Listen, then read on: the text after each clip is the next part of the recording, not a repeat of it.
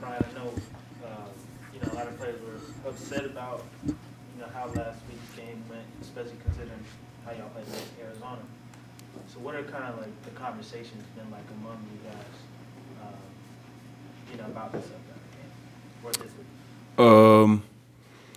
Honestly, it's been pretty uplifting in my opinion, as far as like guys really taking it the right way instead of being down on themselves. Because at the end of the day, yeah, you got to learn from your mistakes and you got to learn from things, but you can't dwell on them because it'll be a tumbling effect for the rest of the season.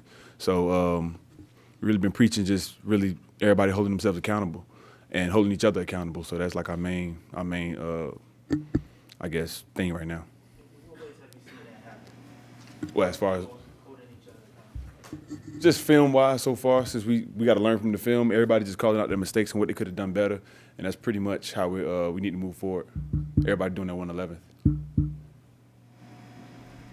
Hassan talked about, Jonathan just said this, but like no more buddy stuff. Like, have you heard anyone kind of get hard or harsh on anyone yet?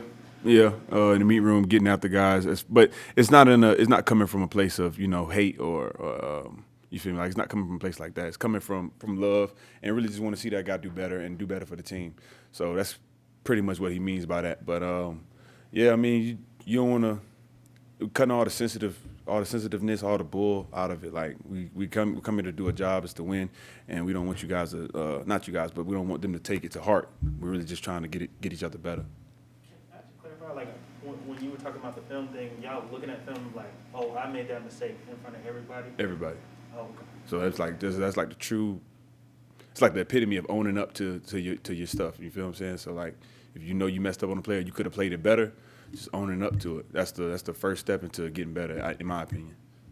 Brian, the Dolphins are trending upwards. I want to say their last three. What are some of the things that you've seen? I know you haven't gotten deep into the tape yet, but what are some of the things that stand out to you? Their defense, as if we're talking about as a whole, as their whole team, yeah, their defense definitely standing out. They really been trending up. They're really aggressive and fast. That's pretty much one of the biggest things I've seen from their team as a whole. And as far as the offensive side of the ball, these last couple of weeks they've been doing a good job taking care of it.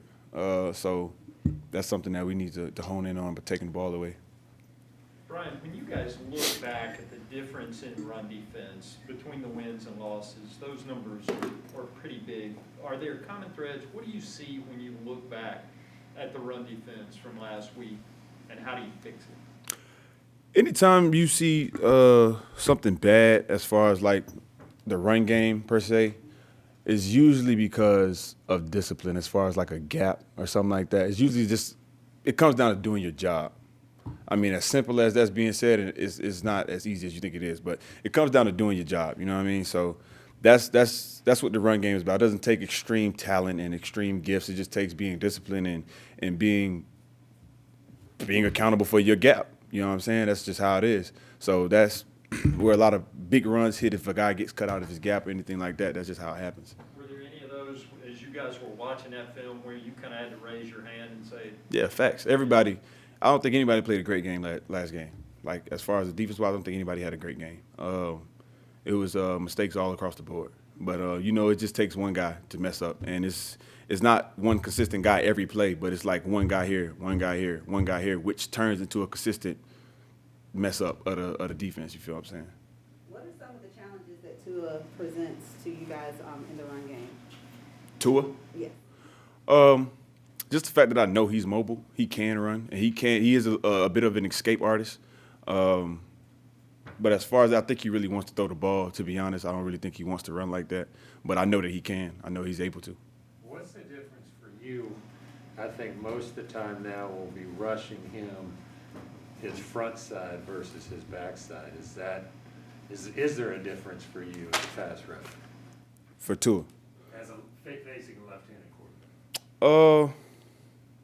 quarterback? Not really. I think it's all the same as far as rushing the quarterback if you're in his front side or his back side. I mean, his back side, you always want to aim high shoulder. And front side, he can see you. So he's going to get rid of the ball. He's going to try to make you miss. And that just comes down to not falling for the pump fake, not falling for any two-step, anything like that. But at the end of the day, you just want to break down and make the tackle. You were saying a couple weeks ago you didn't really remember having played Mac Jones, did you ever cross paths with Tua along the way? If I did, I don't know. But I think he was at Bama when I played my sophomore year, but Jalen Hurts was the starter. I think he was there, though.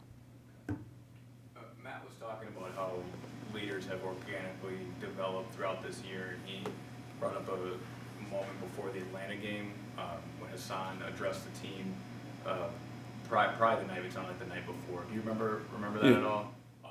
What was his message? What do you recall from that, and what does that say about Hassan's growth this year as a leader on this team? I seen him grow tremendously, honestly, because he really wasn't a vocal guy when he first got here, and pretty much we had our meeting with coach and everything like that, and after the coaches left the room, we pretty much just talked to us like like our teammate, but his message was really just like like being dominant.